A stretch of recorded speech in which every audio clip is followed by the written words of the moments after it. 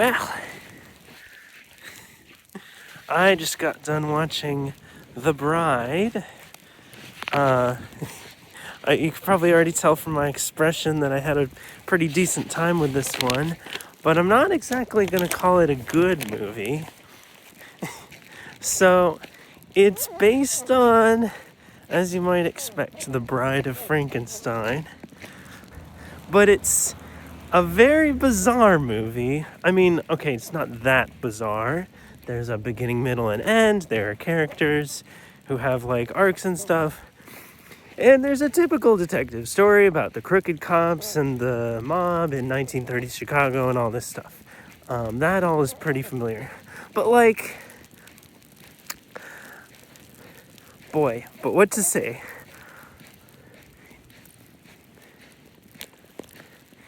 So, it's a bit of a meta movie.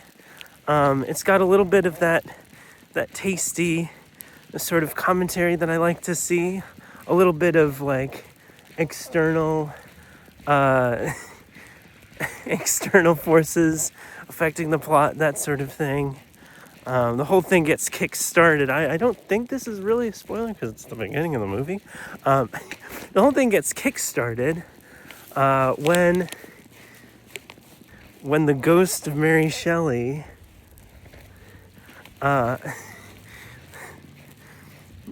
basically possesses a lady in Chicago in the 1930s and makes her say so much wild stuff that she gets, like, kicked out of the bar that she's in. And it's a whole thing. So you've got, like, that basically throughout. You've got little sections where, you know, she's still, like, sort of affecting the plot of things and all that sort. It's like a pretty dark movie, I would say. It's got a lot of I suppose we'll call it a lot of raunchy stuff. I mean, it's like these two monsters, you know, Frankenstein and Frankenstein Bride, and they do get up to some of the things you'd expect a married couple to get up to. So, you know, just be aware of that. And what else? Lots of violence, lots and lots of gunfire.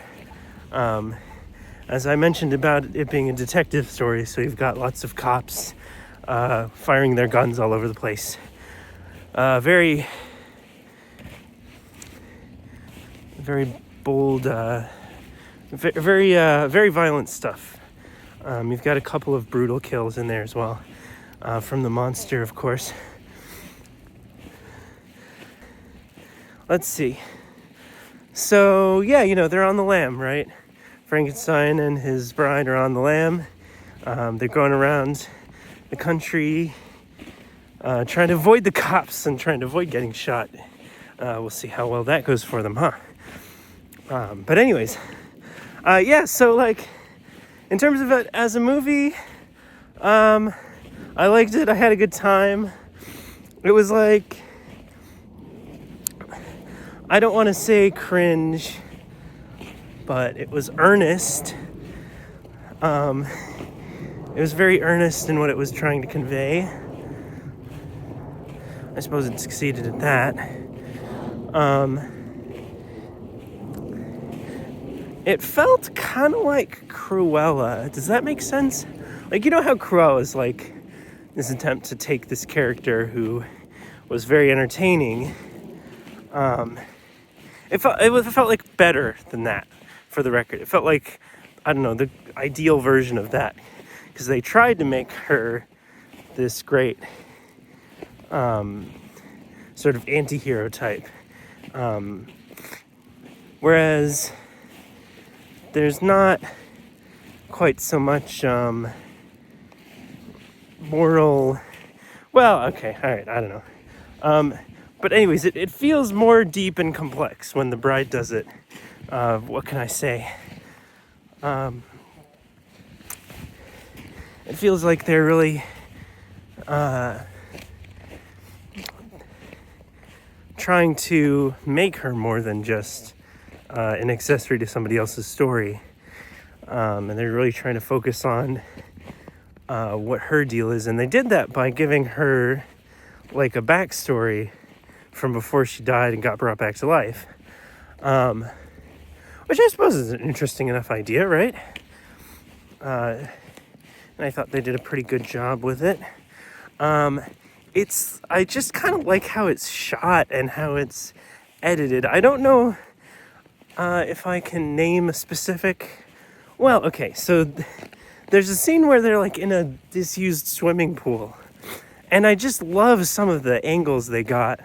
I think you can even see it in the trailer where like, Fudge, whatever her name is, Jessie...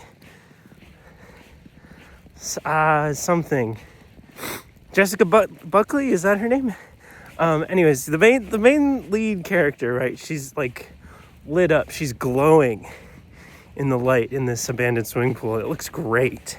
It looks amazing. And there's shots like that throughout the whole movie, which I thought was awesome. I really liked that. And in terms of the action, it does convey chaos when it needs to, but also for the most important kills of the movie, you do clearly see what happens, which is nice. And then, I don't know, in terms of it being scary, I personally didn't, well, okay, I found a couple of scenes scary. I mean, there's like times when the characters are in danger, but of course you can count on them to get rescued before things get too bad. So that's not a huge deal.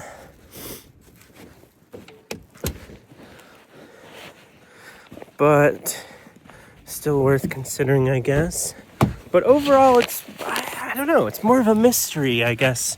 You're wondering the whole time about what is this bride's backstory and who are all these people who are chasing after her? Well, I guess I wasn't wondering about that too much. They kind of give it away at the beginning. But,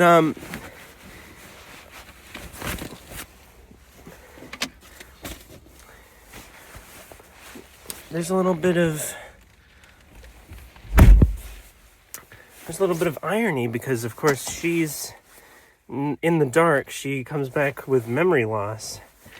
Possibly find, and this goes back to what we were talking about. Gosh, I forgot what I was saying.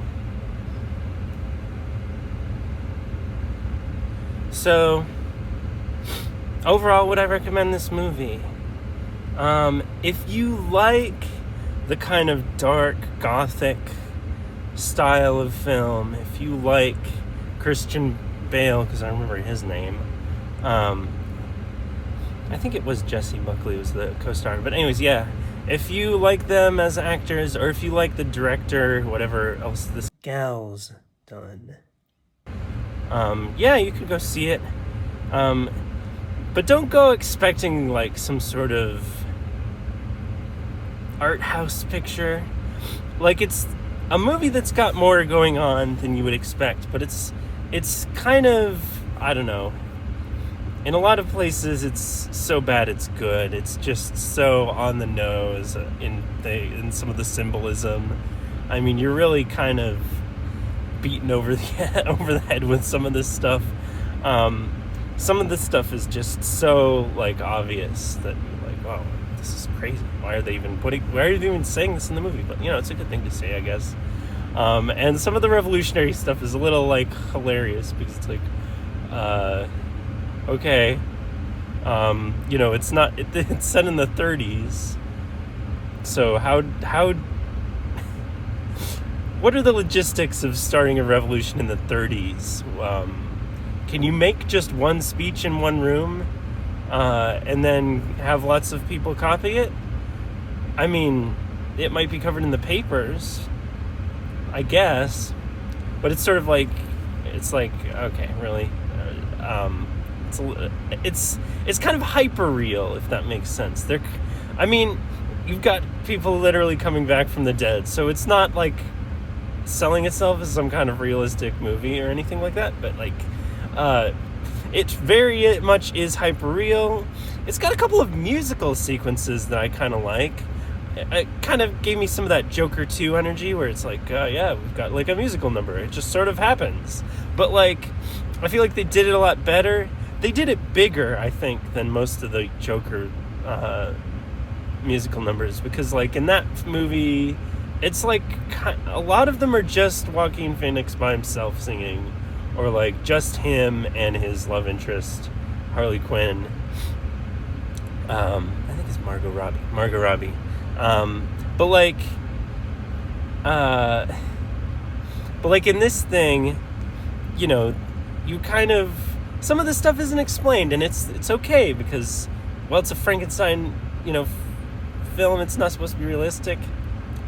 And I like wonder a little bit about like putting words in Mary Shelley's mouth about the book that she wrote.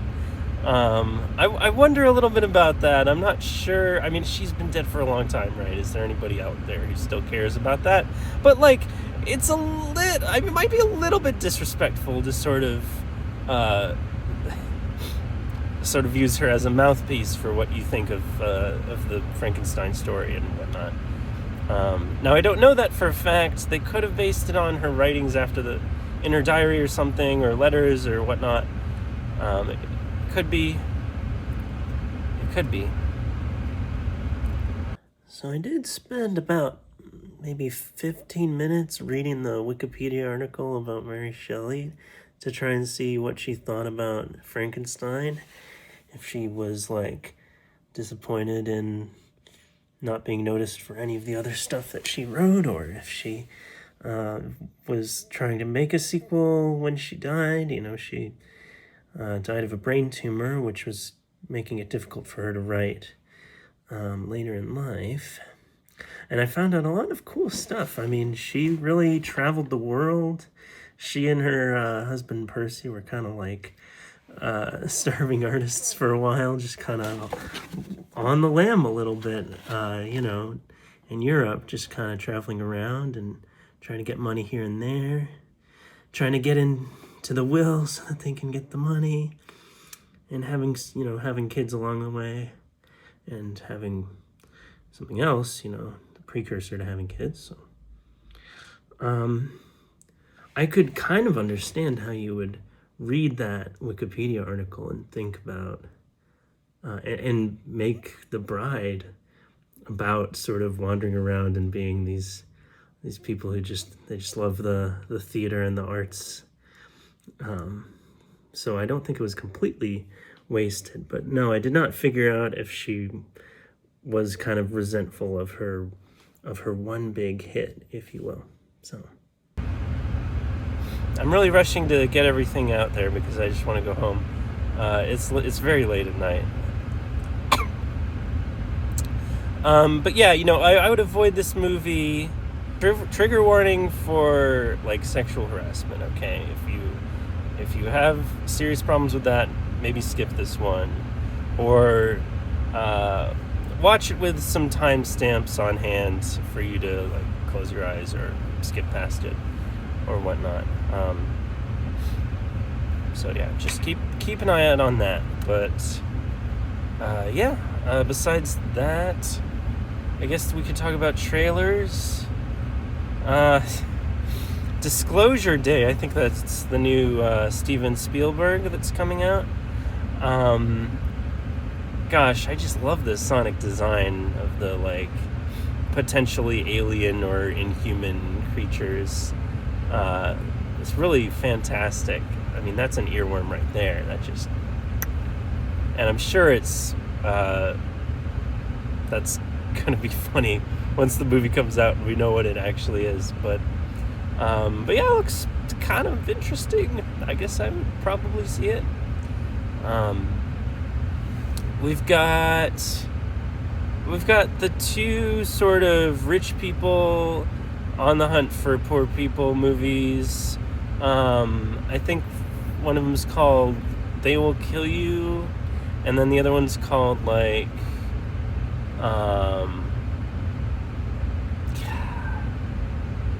Ready or Not 2, I think that's the other one.